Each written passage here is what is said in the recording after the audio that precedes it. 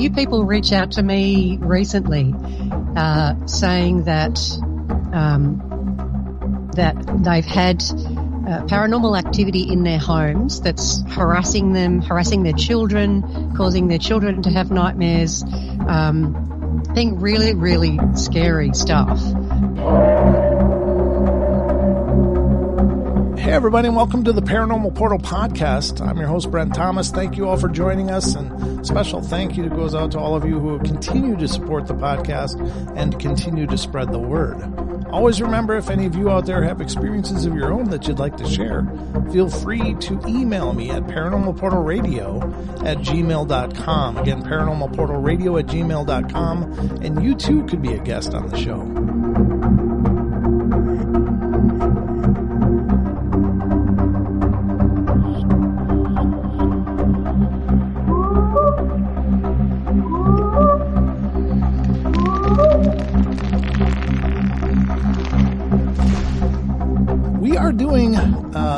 We're kind of capping off a trifecta of going down under, down to Australia.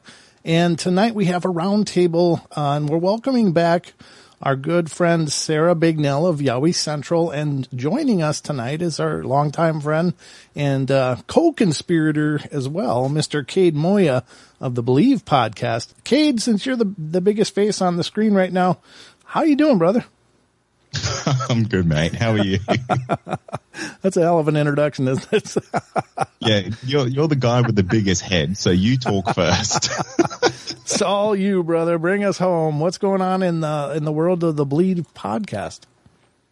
Oh, mate, we are like one episode away from the end of season 15, and I'm very excited for that because that means I get to have a break for about 6 weeks until season 16 comes out. So that's very exciting for me because it means I get to chase down guests, find new people to come on the show, and kind of get the next season in the can, so to say. So it's ready for all the premium members, the Believe Plus members, stuff like that. So yeah, hopefully giving lots of good value to the members of my show. Oh, for sure, man. You've been doing some great stuff over there. And if you haven't checked it out, ladies and gentlemen, check out the Believe Podcast. Kade's show is really second to none. Well, second maybe to the Portal, but other than that, no. But it is a great production. Look, I try my hardest to catch up with you, Brent, but you're one of the busiest people in the industry, man. I'm glad you're taking like a step back from doing 48,000 live shows a week because you're a madman. Yeah, I had to. You know, you guys are killing it. Well, thank you, brother. I appreciate the love, and that means a lot. And also joining us, as I mentioned, is our good friend, Miss Sarah Bignell of Yowie Central. How you doing, Sarah? I'm great. It's so good to be here with you and with Kade at the same time. That's awesome. I know, this is a lot of fun. Except I just wanted to add that mine is the best podcast, but you guys can be second and third. Okay. Well, ladies first, after all, I guess, right? But no, your show is amazing. Beauty? I don't know. I think I might have you on that one. So, but if that was the case, definitely more beautiful. Oh wait, no, I got that wrong, didn't I? Yeah, I'm a little slow out of the gate. Sorry about that. But anyway, we're thrilled to have both of you with us tonight. Of course, we're going to dive into all things paranormal here on the show. We're going to deal with cryptids, ghosts, every subject. I guess where we might as well start is, do you guys see, well, Sarah, since your show is Yowie Central, so I'm sure you probably see most of your shows having to do with Yowie phenomena and such, but you also do handle the spiritual stuff as well, eh? Yeah. So, as you said, my bread and butter is the Yowie stuff and what I'm most fascinated, by, but definitely get paranormal stuff being reported, and that involves other strange cryptid beings. It involves orbs, UFOs, alien abductions. Quite a few ghost stories, actually. This week, my show focuses on my dear friend and, Yowie Central's resident ghost expert, Jazz, and she sees ghosts pretty much every day. It's a weekly occurrence, and she writes them all down, and then it comes back on my show every few months and tells me all about the latest list of weird ass stuff that happens to her. So yes, there's been lots of ghost stuff happening at the moment too.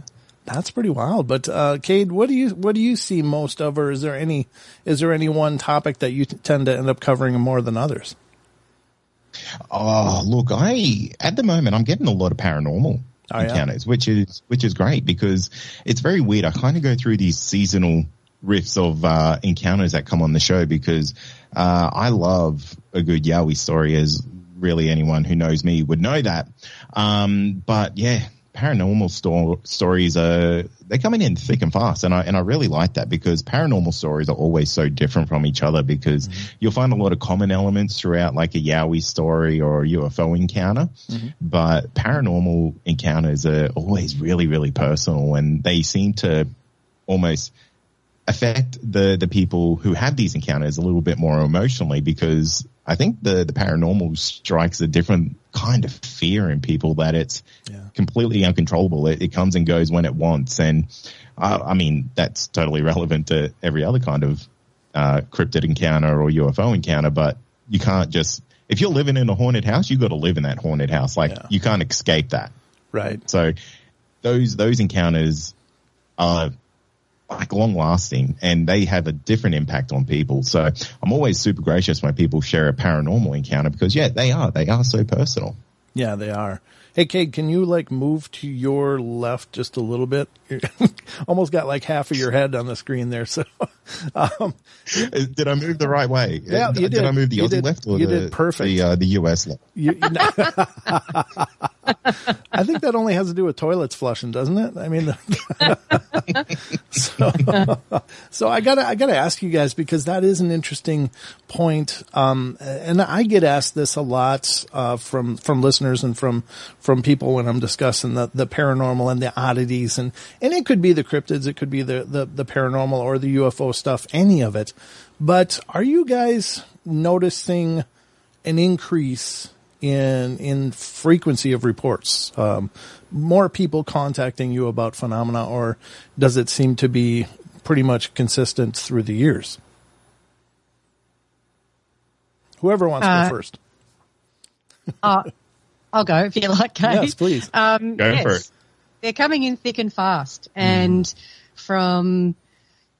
I think we were talking about this a couple of weeks ago, you and I, Brent, that the veil is thinning, and reports are coming in about all sorts of things from all sorts of people, and the spiritual people that I'm lucky enough to have contact with, the people who know more about this stuff than I do, are all saying the same thing as well, that the veil is very thin at the moment, way thinner than it's been for many, many, many years.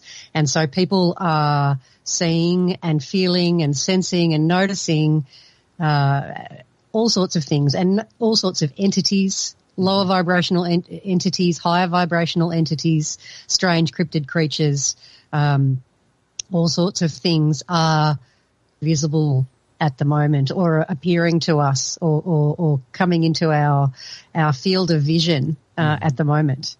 I'm not 100% sure why, and I think we discussed the other day that it has something to do with this ascension of the planet from 3D to 5D. But yes, I mean, Kade, are you noticing?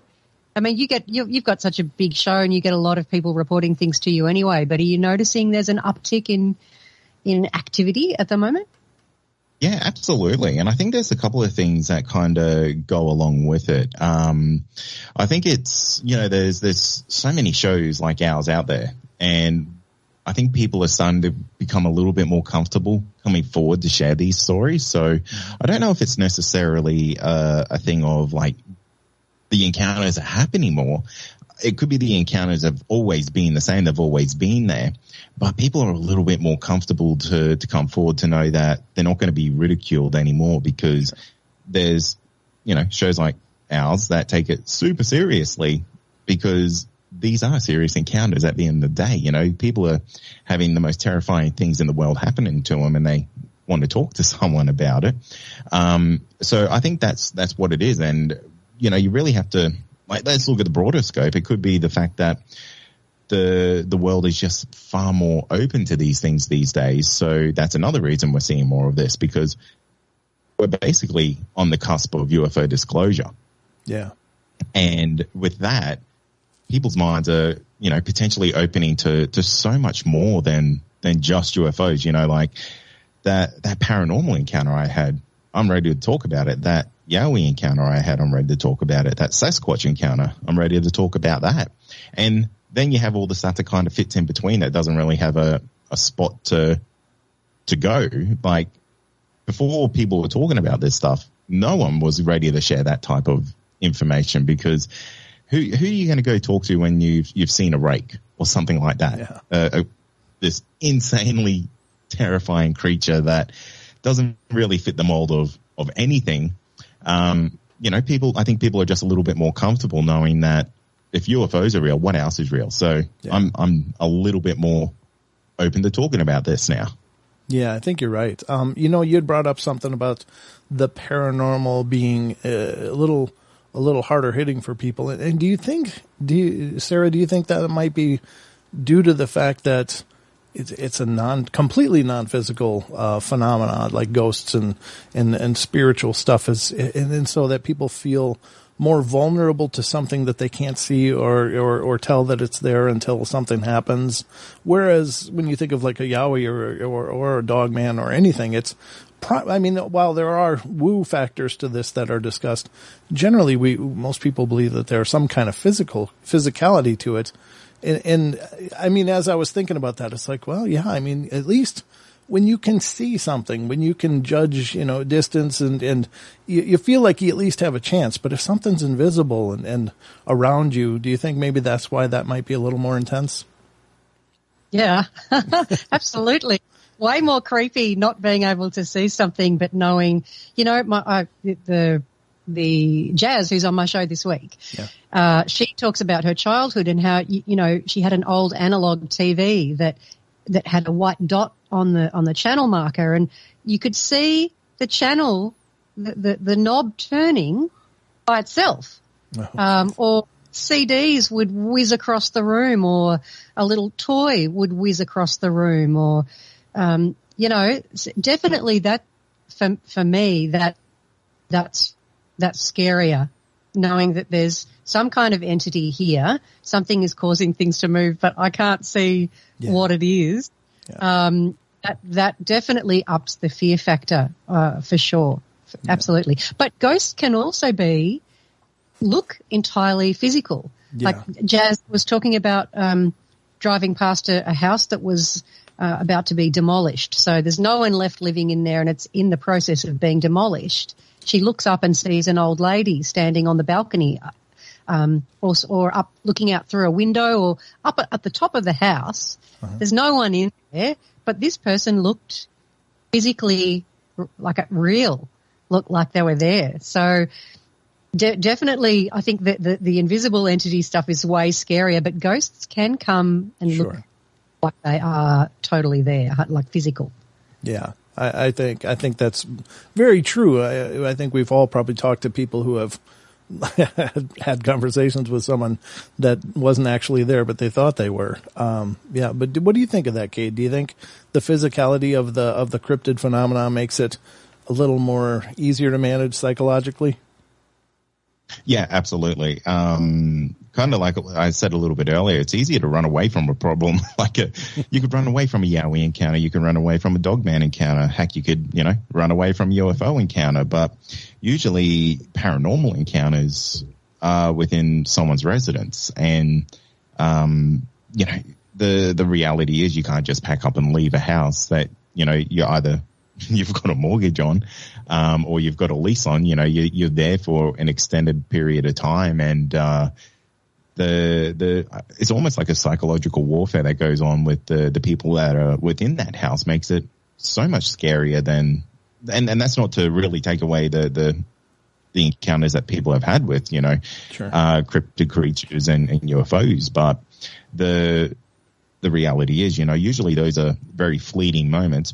absolutely paradigm changing and turn that individual's or that group's world completely upside down. But imagine having to do that day in, day out for a year, 2 years, 3 years, 5 years. You just have to live with the constant fear of, what's going to happen next. And the terrible thing is, like, that is a genuine reality for a lot of people, because there's really not a lot of people you can go to talk about that, or how do you even fix that problem? Like, sometimes these things just, there's no switch to turn that on and off. That's just their life now. Yeah, and they're stuck living it. Yeah, that's a tough place to be. I did want to say something about that, though, because I've had a few people reach out to me recently saying that that they've had paranormal activity in their homes that's harassing them, harassing their children, causing their children to have nightmares, being really, really scary stuff, and waking up with scratches and, throwing knives. Something's throwing knives across the room. My God. Stuff that could end in quite a serious injury, if not death. Right. And there are people out there who can help with that. So my friend Jazz, I was telling you about, who's on the show this week. Mm-hmm. She can clear a house of ghosts or entities. So there are psychic, intuitive mediums, people, shamanic healers, people like that can go into a house and clear the house out of those spirits, even if, and sometimes they don't necessarily want to go, those spirits, but sure, it is possible to get them out of there. So I just wanted to reassure people who might be going through that. There are people who can help you. You can do your own cleansing of the energy in the room with burning sage and smudging the house. You can use those singing bowls, those metal bowls that make a beautiful noise when you run like a baton around the edge of it. And you do that throughout your home. That helps kind of clear the energy out and clear those sorts of entities out. There are some pretty serious, nasty ones, though, that might have been there for a long time, where you need kind of professional help. But there is help out there. Yeah, absolutely. And I think all three of our shows, I think to some degree or another, we know somebody that can help. And so, I've managed to assist people in getting that help as well. Not by me. But again, I have a few people attached to this show that have volunteered themselves to say, if anybody ever reaches out, just let me know. I'm glad to help. I want to help.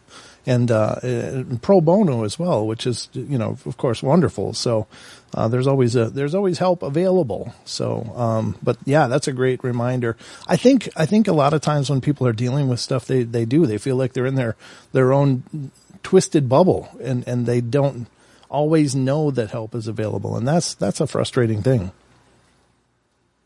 Yeah, absolutely. Especially if you're feeling, that you're being attacked, psychically attacked, and you feel like you're having to deal with this on your own, and you don't know what's going on. Especially if you're not connected to the spiritual world, and you're not, it's not an area of interest for you necessarily, and you don't know anything about it.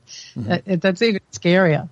Uncle Donnie, I've just noticed, is an original Indigenous Australian elder, and he's just commented that they do a smoking ceremony as part of a ritual to help clear an entity out of a space. Oh, fantastic! Yeah, that's awesome. Yeah. I recently did a live show with two mediums, and it was almost like I went to school, because it was very educational. And one thing that I learned, and it blew my mind, and I don't know if you guys have ever heard of this before, but I was going to say implied, but no, they basically said it straight black and white, is that some paranormal encounters can happen to a single person because the paranormal encounter is actually happening psychically. Oh. So I I don't know how to really take that, because, what you're kind of talking about there is like kind of cleaning out the house and doing all the smudging and stuff. But how do you smudge something that's happening just to you and something that is happening psychically? Because it's kind of like, do you need, like, I don't know how to say this, but like extra dimensional protection? Like, do you need like a mindful sense of security in that sense? Because if something is doing that, who knows? Like, how do you do that? How do you protect from that? Because if something's getting you psychically, I feel like that is leaps and bounds over just a traditional haunting. And for me, that would be just one of the most terrifying things to really experience. Right. Because you would feel like you're going crazy. Sure. Like you genuinely would. Yeah.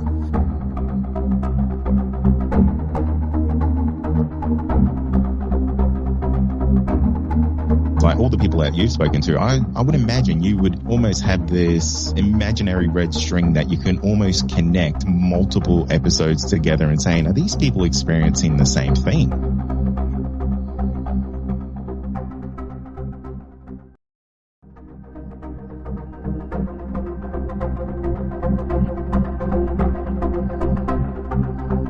And I think with these lower vibrational entities, I think they have nothing but time, whether they are demonic or something else that was never a human. I think that time to them is irrelevant. They'll just sit and wait a decade or two and just watch until they find a way to get through it all. But I think, in terms of that, I think some kind of faith is important, and I'm not promoting any one faith, but I think that faith, of course, is a barrier, and can protect you. I think that there are other practices. Some people embody talismans and stuff that are charged to offer protection, crystals, of course, incenses, singing bowls, things like that resonate the positive vibes. I think those are powerful as well. But even visualization, visualizing a bubble around you of light, I think is a proper shield in many ways for things like that. But it's tough, and it all depends on the person, right? So whatever is powerful to them, and that's where I'm speaking of faith mostly. Whatever they believe is powerful to them will be powerful in a defense of such a thing, because, those are like attachments. I think are very similar. We use the term attachments, but I think basically it's a psychic connection that's been molded or enforced upon a person. And, it doesn't really mean that something's got its hooks into you and you're dragging it around. It just means it is always aware of you and whatever you're doing. So, I am getting some things here. It looks like Jazz is saying, Sarah knows of a guy I was trying to help in the States who had 2 demonic attachments. I couldn't help him. And that's tough. And certainly if that person could be able to contact myself as well. And I think that sometimes there's some things we're all able to do and not do. And so I'm certainly, if you still know of that person, I'd be happy to put them in touch with the people that I know as well, because the more people working on something like that, I think the better, especially demonic, because those are ugly, scary kind of things. And and Ghost Magnet says, how do you all feel about EVPs? I've had the experience that they can change over time, which I wouldn't think could happen. Have you ever heard of that happening? Okay, so initially I want to inject my own experience recently. I was investigating with Charles Howard Johnson over at the Davenport Hotel in Spokane, Washington, and we were in the circus room, which is apparently the most haunted room, and had some really cool experiences there. But we did a preliminary EVP session, and during it we didn't hear anything. There was absolutely silent. He and I were asking some questions and leaving the appropriate space. And when I played it back, I heard, and he heard, we listened to it together. We both heard a little child go, like that. And it certainly wasn't there when we were recording. So it was definitely an EVP. Now, when I got home, and uploaded that and listened both to the recorder and the uploaded file, I didn't hear it anymore. So I am kind of familiar with that personally, and I don't necessarily understand the dynamic there. But how about you, Sarah? Oh, yeah. Look, no, I'm probably asking the wrong person for that. Jazz would be the person to ask about that.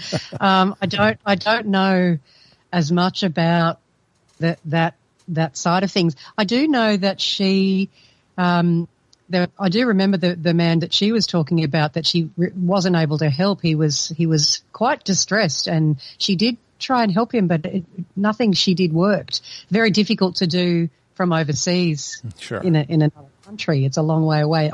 I would imagine I'm guessing it would be easier to do, if you were on the spot.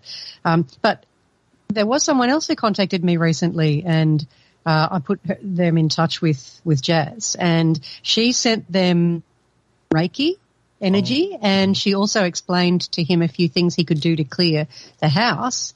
I got an email the other day from the person who'd put me in touch with him, and he said that since he spoke to Jazz, since he had connected with her, all paranormal activity has stopped in the house. Oh, fantastic. Yeah, so it can work. Mm-hmm. I guess it just depends on the nature of that particular being too, doesn't it? If it's a really powerful low vibrational entity, it's much harder to shift, I would imagine. Daryl, a shamanic healer that I know, mentioned to me that attachments were like they are an entity. They are an entity with a certain level of consciousness.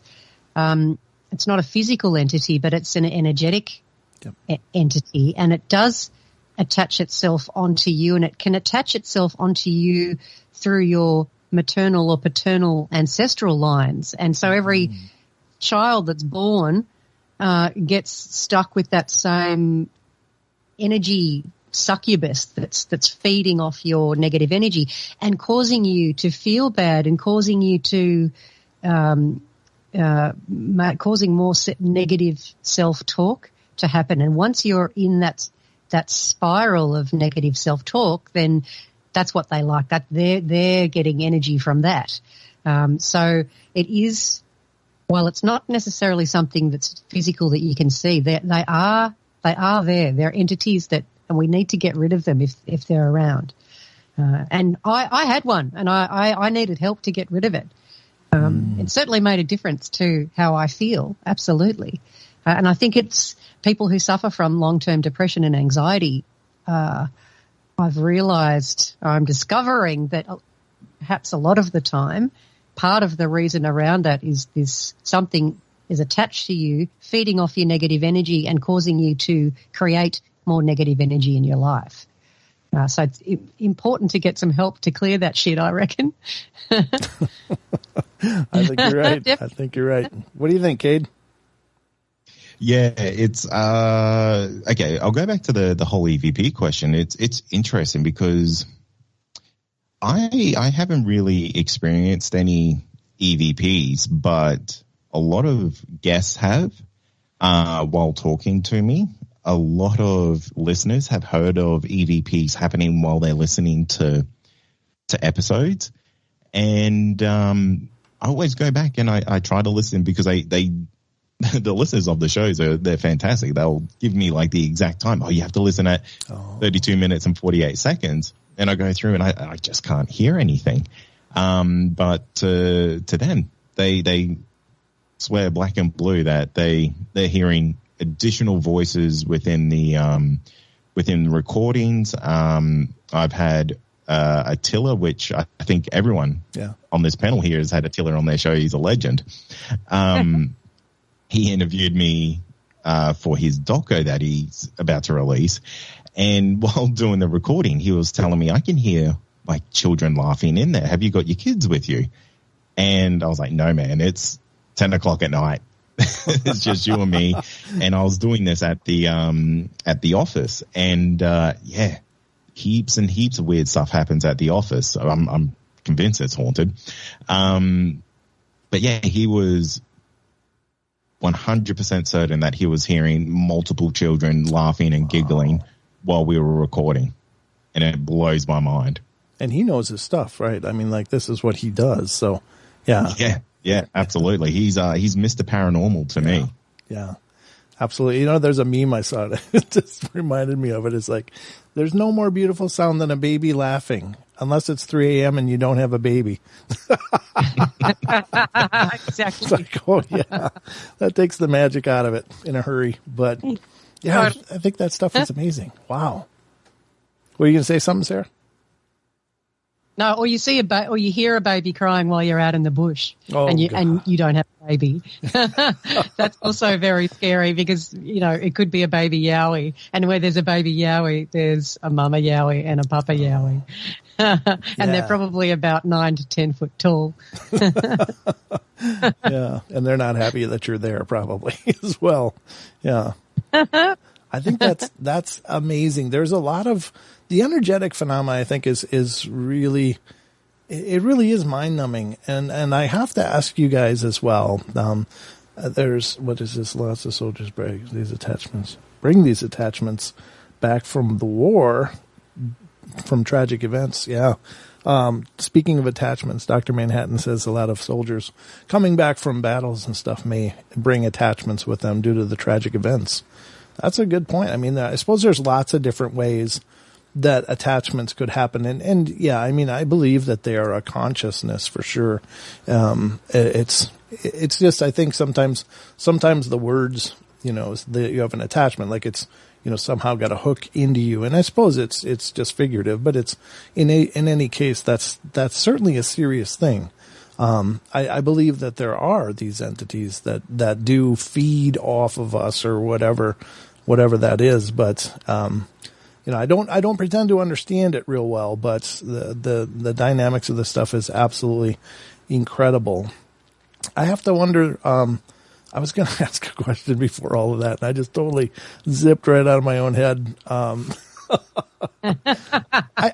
wonder though, but about the phenomena. Sometimes I'm curious about the bleed through that happens with this stuff. And I know it's something we've all heard, and many of you out there listening have heard it. And it's something that I address on my shows when I don't know really what to do with it. And it is the similarities. There's such a similarity between hauntings and then to abduction scenarios or contact with alien lives, and then to cryptids even. There's this non-physical aspect to those. And it really, it's almost maddening, the fact that maybe sometimes we're not really sure what a person is dealing with. You know what I mean? Yeah. Yeah. Very, very frustrating, crazy making. In fact, there's so many different beings out there in that invisible world that we actually live in amongst. There's so many different creatures, beings, entities. We know so little as the human race where we are at this point in our civilization. We have, from what I understand, we've known a lot in the past, but we know very little now. Yeah. So we're operating in the dark, really, and I guess what we do with our shows, all three of us, is try and shine a light on what people are experiencing. So maybe we just build on that body of knowledge and build and build and build, gather stories, share those stories, talk about this stuff. We might have more of a clearer picture of what's really going on out there and what it is we're dealing with. Yeah. Yeah. It's just, there's so much. It gets to be kind of a soup. I mean, what do you think of that, Kade? Yeah, absolutely. I agree. It's one thing I feel when it comes to, you know, the cross-pollination between all the different phenomena is that the human perception really is everything when it comes to it, because I'm a very, very big fan of encounters where there's multiple people, so you can get different perspectives of, you know, what actually happened in that time. And it's really not uncommon that different people will have a completely different retelling of what they encountered in that moment. just because the human element in all of these encounters is what makes them so fascinating. So the thing is, like, if you were experiencing a orb in your house or an orb outside, the only difference between those two is the human element of classifying what that is, because an orb in the house, you might say, hey, that's a ghost, that's a spirit, that's something, a little bit more paranormal in that sense. But if that very same orb was outside, you would say, oh, that's a UFO. So the phenomenon may actually be the same regardless of what it is or where it is. But the thing that grounds it is the person having that encounter and putting that classification on it, because who knows what these things are, because even in Yowie encounters, it's not uncommon, or Bigfoot encounters, it's not uncommon to hear of orbs flying around before or after experiencing that. So who's to say that it's not potentially your human subconscious building a memory to, who knows, potentially cover something that was even more terrifying than seeing a Yowie or a Bigfoot. It's so incredible. Yeah. Like the whole thing. And it really just, I get so happy and amazed when there is multiple people who have had these encounters, because you get those two different perspectives, and it's just, it's great. It's incredible. And when they both match, it's just like, wow, this is exactly what happened. And it's just, I have no words for it. It's just the coolest thing. Like, experiencing this stuff is the best. And I live a very vanilla life. I haven't really had too many experiences. Sure. But yeah, I just love the whole human element when it comes to these things, because we're the ones who really decide what we're experiencing at the end of the day. Yeah, no, that's a great point. I think that, ultimately we're the filter of our experiences. And certainly I know that in of course, in talking with witnesses about whatever phenomena they're talking about, it is really cool when there's a correlation of events, but there's also something uniquely different that someone brings to the table. It's like they'll add something that was important to them as an observer that maybe the other observer didn't see, and vice versa, and so they cohesively, my lights are dimming, that's weird. Cohesively, it does paint a more robust picture of the phenomena. And I think that these anecdotal evidences, I think, are really profoundly important, because while we don't have a ghost to study or a Bigfoot to study or a Yowie or, whatever, name the phenomena, we do have this body of experiences that people bring to the table that at least we can look at and kind of come up with, I don't know, basically a rudimentary picture of the phenomena. And it's real abstract, but at least it's something, you know what I mean, Kade? Yeah, most definitely. It's, the big picture, when you look at all the encounters that you would, okay, let's use your podcast for an example, Brandon, is like all the people that you've spoken to, I would imagine you would almost have this imaginary red string that you can almost connect multiple episodes together and saying, are these people experiencing the same thing? Yeah. Oh yeah. I get these epiphanies all the time. It's like, oh, because every time I do talk to people that have experiences, I have these questions filtering through my head, and I got this whole pile of them. And then you'll go to someone else and they'll say something that goes back to 5 other stories that I heard, that the big question mark hanging there. And I love those moments because it just paints in another dot of the picture. And I don't pretend that I'm any closer to really understanding what the nature of this is, but I just think it's such a profound cat and mouse, whodunit kind of mystery to me. And, I don't know. It was Captain Mustard with the candlestick. So.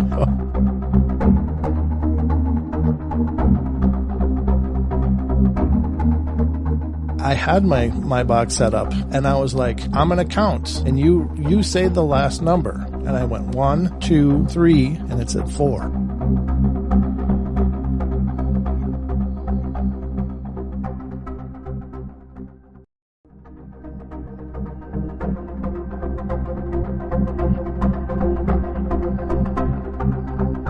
imagine that, Sarah, you get this all the time with the people who come on your podcast, the reports that you do for AYR. I can imagine that you almost have a bloody pinball going. This is Yowie number 342, and he's been spotted again, and this time he's on the east coast of Australia.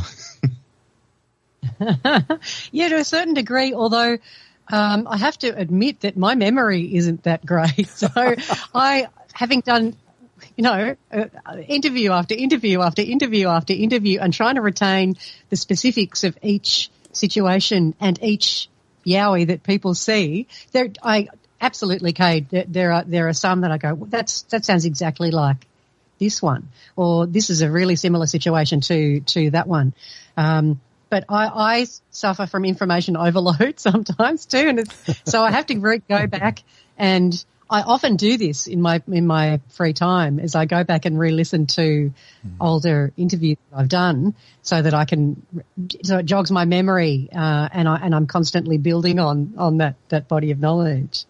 I just noticed Uncle Donnie said something in the chat. He said, because we're talking about how this is all a mystery for us, and this is all very it's an enigma, and we want to know what's going on, but we don't. And Uncle Donnie said this sort of stuff is part of his culture. So with the Indigenous Australians, the paranormal world isn't separate to real life, part of real life. So all of these beings that we're talking about and that are very mysterious for us are not so mysterious for our original Australians. I had a lovely long chat with Uncle Donnie and Auntie Luna the other day that was so interesting from their perspective of how they view Yowies, but also that other invisible world. And this stuff is it can still be scary and fascinating and all of that, but it's part. It's normal life. It's normal for them. Mm-hmm. It's not in our culture though. Yeah, but and that's the beauty of these old wisdoms, and it's kind of amazing and awesome that we're revisiting those now. Like we've been pushed so far ahead with the science that everything was kind of abandoned, and we got into this reckless pace of this technological world we live in. But we still have those. There's still a part of us that we're missing, and I think that that's kind of what he's saying is that we are connected to that world. It's just that we forgot. We're a species with amnesia, which I don't know who said that, Graham Hancock or something, but I think it's true. We have this amnesia that we are perhaps multidimensional entities. We just forgot that we are. And so we live in our 3 dimensions, our Monday through Fridays, and we forget to connect to the universe around us, or we forgot that we used to, or that the universe connected with us, and that synchronicity. And so I think that's the beautiful part, is that those messages are still here for us. We just have to rediscover them by having this dialogue and remembering that we are part of this universal spiderweb of life. We think that we're these little autonomous, dust motes in the great sky, but we are interconnected. And I think that's the beauty.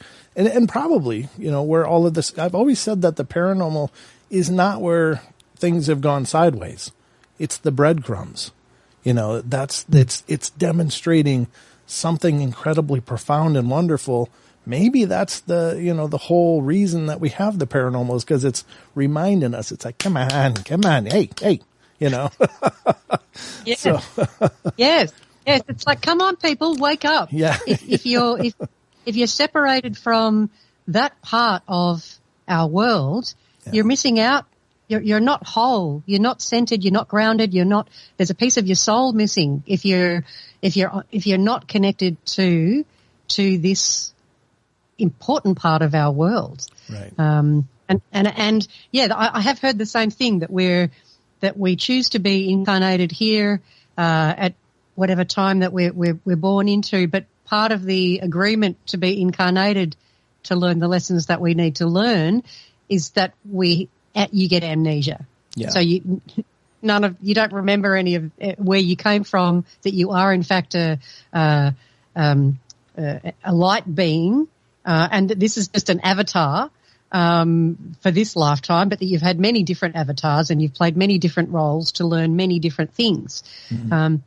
The disconnection that many people in our kind of societies feel, and that's societies that are heavily reliant on technology, on advancement, technology is we've kind of gone the wrong way, I think, is the message that maybe that we're being forced to address now. And maybe that's why the veil is thinning. We're seeing Yowies more often. We're seeing all sorts of things more often. Sure. It's like there's a concerted effort to wake us all up and go, hang on, if you really want to know what's going on, you have to tap back into nature. You have to tap back into your real nature and into this invisible world of which you are part. Yeah. If you're ignoring it all, then you're missing out on something really important. Yeah, absolutely. I think we all stand to grow from all of this as well. There was a question by Rachel Gets It Right, one of our mods, and Rachel always has these amazing questions during every show. So I appreciate the question. Rachel says, do you think ghost boxes are used by spirits that see the hundreds of broadcasts outside of time and piece together phrases like Scrabble tiles, making communication with us? What do you think, Kade? That's a good question. Yeah. So personally, I kind of think the whole spirit boxes and stuff like that, I don't know if that technology is working in the way that it's really supposed to. And I think that's probably why those sound bites and that communication is always very, very limited, because it's tapping in at just on a micro level. And I think it's peering enough into the veil that it can kind of just capture that little bit, but it can't get that whole sentence. So, sure. I don't know if that really answers the question, but I think it's probably the best way to think of it is like spirit boxes would probably be version 1.0 of communication. And it'd be really interesting to see what a spirit box in 20 years looks like, in 50 years, when, we potentially have more information or knowledge on how do we communicate with that other side, because it might be that 1% of how that spirit box works is right. And when we figure out the other 99%, who knows what kind of conversations we'll be able to have then. Yeah. Well, I have to say that I do like instrumental transcommunication, the ITC, which is spirit boxes and like the Huff portal and things like that, where some, I've got a version of the portal, but it's a homemade version, but it uses like syllables. And if you ever hear full words, it uses databases of syllables. And so it's never a complete word, but sometimes you'll get entire sentences, and that's like, wow, how did that happen? Because, it's just literally what do they call them? Phonemes or whatever, these sounds that we make in our speech, but they're not even, words. So when you get an actual word, that's really profound. Now, I will say that I don't suspend complete logic in the face of this, because the recent, and you guys I'm sure are all familiar with this, but the recent advent of those crowd chants, and you'll see like 5 very different sentences on the screen. And once you read the sentence, as you're reading the sentence, it sounds exactly like what the crowd is saying. And then they loop it, and then you read the next sentence, and it sounds exactly, it goes from like, brush your teeth to I love cheese, and it sounds exactly right each time, but you're reading these very disparate sentences. And so you got to wonder if some of that isn't us plugging into it as well. Maybe like making a connection that's beyond the physical. And I know that the phenomena for like spirit boxes and stuff it's called stochastic resonance. It's just a mouthful of sound, but it just basically means that the spirit's able to take vibration and create a word out of it. And I know that for many people is just like, oh, whatever, come on. But I think the power, the really amazing part of that comes when, and this happened at the Davenport hotel investigation. I had my box set up, and I was with Charles, and we were doing a session, and I was like, I'm going to count, and you say the last number. And I went 1, 2, 3, and it said 4. And it was like, it was really powerful. And we both were just like, wow, that really happened. That's, so I think there's merit to it, but I got to wonder, how much of the process do you think we are of this? What are your thoughts, Sarah? I think we have incredible powers of manifestation. So it wouldn't surprise me that we are we're the lens, and things happen depending on what we're projecting and what we're hearing and what we're putting out, what energy we're putting out, what thoughts we're putting out. So I believe and this is for everyone on the planet. Human beings are very powerful manifestors. So yeah, I think, while I'm not an expert on spirit boxes and that kind of thing, I've never used one myself. Ghosts scare the crap out of me. I'm way too chicken to go there with that sort of stuff. And I did download an app. It's called Spirit something that if you hold up your phone, the camera, it shows you a little diagram of where there might be a ghost that it's picking up like a figure of something. But I'm too scared to turn it on. I think the other day my dog was acting a bit weird, and I thought, he's looking towards the doorway and acting a bit strange and being a bit spooked. But I thought, should I get the app out and have a look? And then I thought, no, I don't think I want to. That's the risk. That's definitely the risk. Once you dive in, you can't unsee this stuff. Yes, and I don't want them in my house, so I don't want to even entertain the possibility that they might be here. I put an energetic field around my house every day. I put it around me, and I put it around my house, and my loved ones and my dogs, and nothing gets through that. But that's another example, I guess, of we all have that power. Yeah, we all have that power to protect ourselves, to create an energetic field around us. And that could be why I don't see ghosts. Is because I'm no way. Yeah, I don't want them to hear me. I'm with you on that. I'm with you on that one there, Sarah, because I get a lot of people who ask me like, "Oh, aren't you scared of like this stuff happening to you and your family?" And I always just say no, because it's the same thing. I'm just putting out too much like positive energy to be like, don't come in my life. Too busy to deal with you right now. Maybe later on, but now you can't do it. Good point. Yeah. Yeah, absolutely. And I generally try and stay a high vibe, positive, kind-hearted vibe as well. So, I'm human and everyone has bad days, but I generally am a high vibrational person anyway. So it could be that, or it's simply my abject terror at the thought of a ghost or an entity, an evil ghost in my house. That's enough to the roller door is boom shut. Not coming in here. What about you, Brent? Like, what's your thoughts on that? Like, do people kind of ask you that same question as well of, aren't you worried you're going to invite this in your house? Well, I've had plenty of experiences here.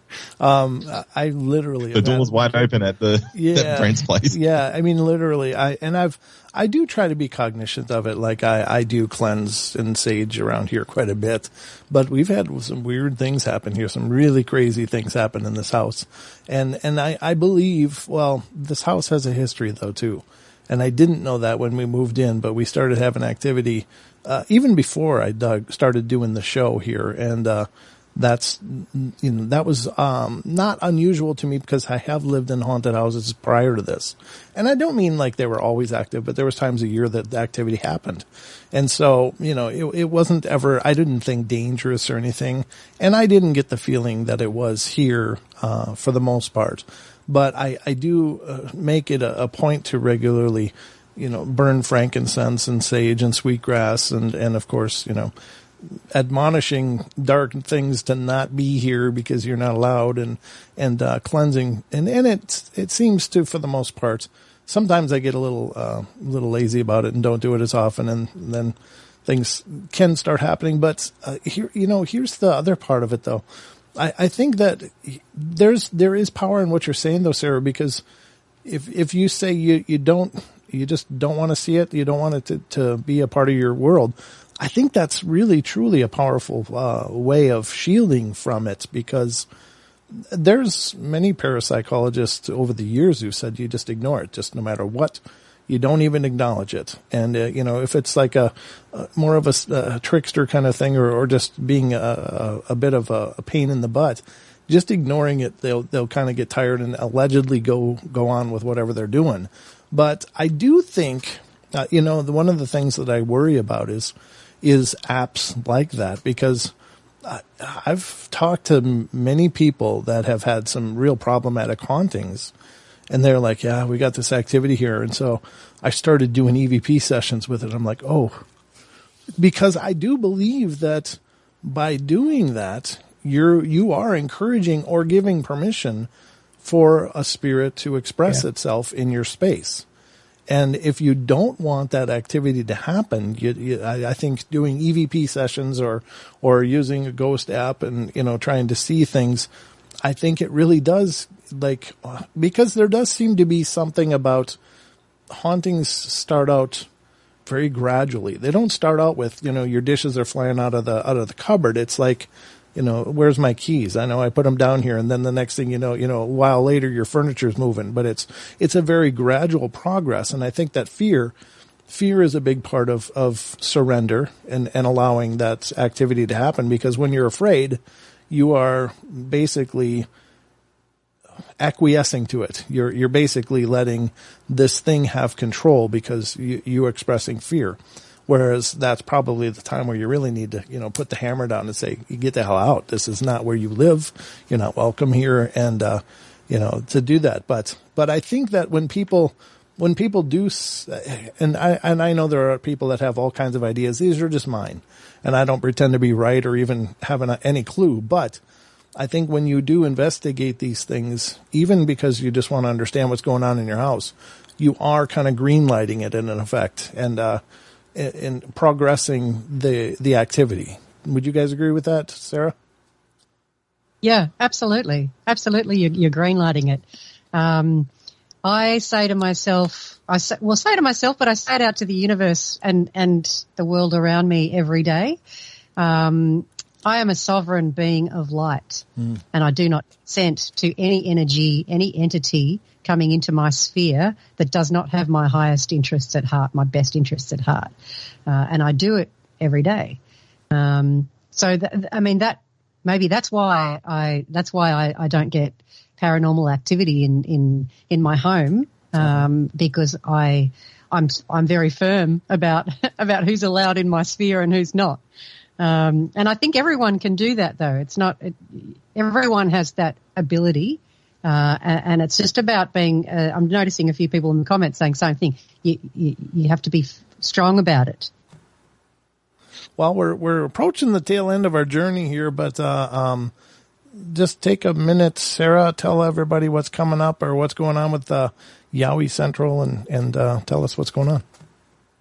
Well, I am actually about to take a couple of weeks off, so that's what I'm doing. I don't know about anybody else, but I'm having a holiday. Okay, moving on. No, I'm just kidding. The other side.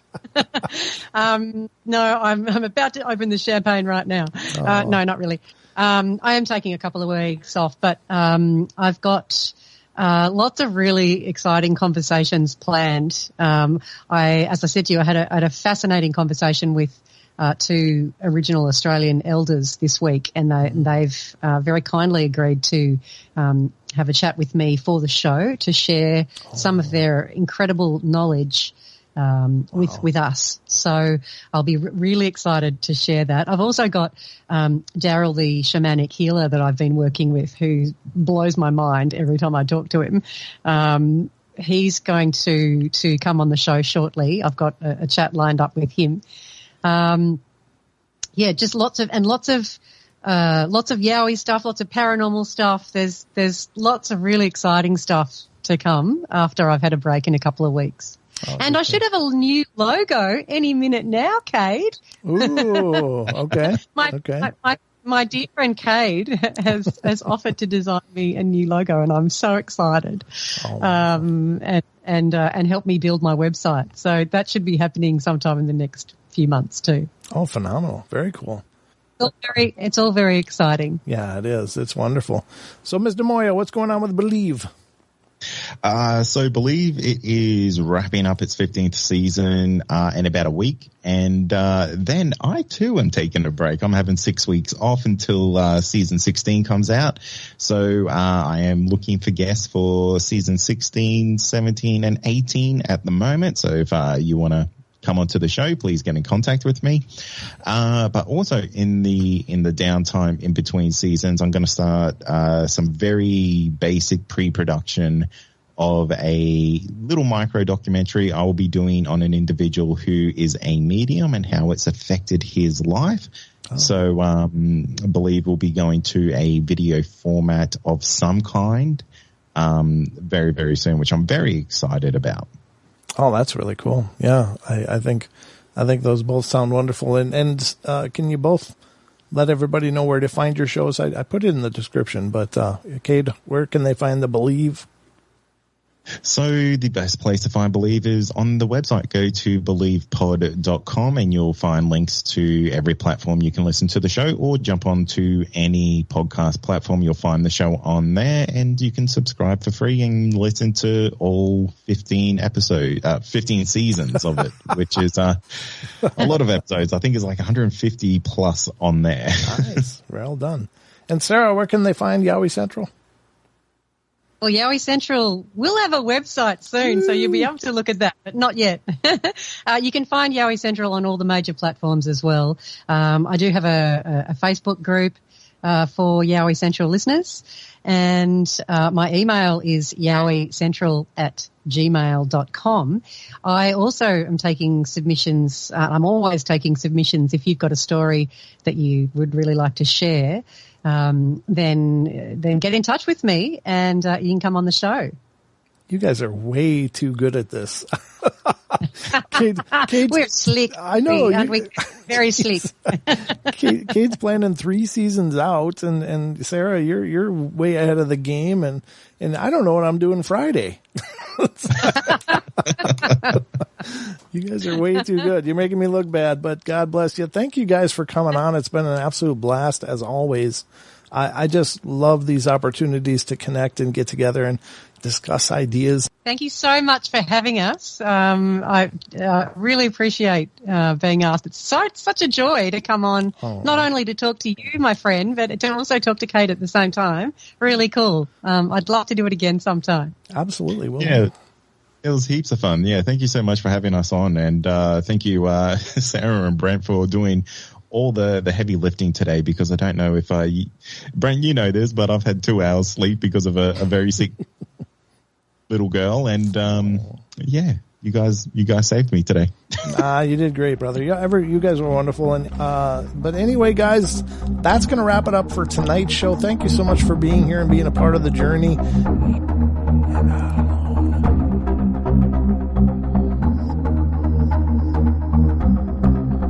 All right, guys, thank you so much for joining us here on tonight's show. I hope you guys enjoyed it. Please feel free to follow us on Facebook, facebook.com/Paranormal Portal Radio, as well as finding us on Twitter. We're on Twitter at Paranormal Portal, Portl, and we'd love to have you stop by our YouTube page and subscribe and check out our shows there. We got hundreds of shows, Journeys into the Paranormal Portal, so I hope you'll check it out, guys. We're over there at youtube.com/Paranormal Portal, so hope to see you guys soon.